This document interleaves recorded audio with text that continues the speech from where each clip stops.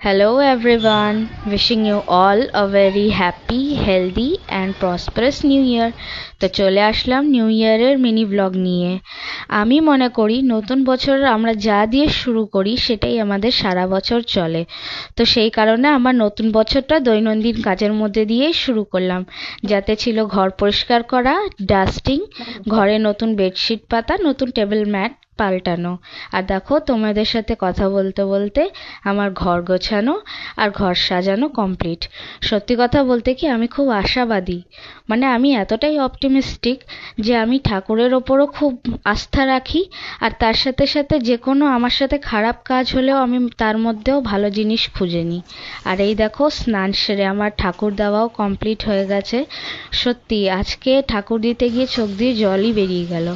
আর দেখো এবার আমি চলে এসেছি রান্নাঘরে। আজকের আমাদের মেনু হলো ফুলকপির রোস্ট, চিকেনের কোফতা কারি আর তার সাথে ফ্রাইড রাইস। ফুল রেসিপি তোমাদের পরে ব্লগে আপলোড করেই দেখাবো। আর দেখো ফ্রাইড রাইসটা আজকে মা বানাচ্ছে আর ফ্রাইড রাইসের জন্য ভেজিসগুলো ভাজছে।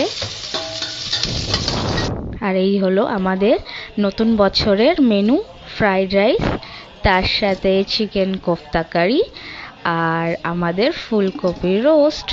তো তোমরাও এনজয় করো আর ভালো লাগলে আরও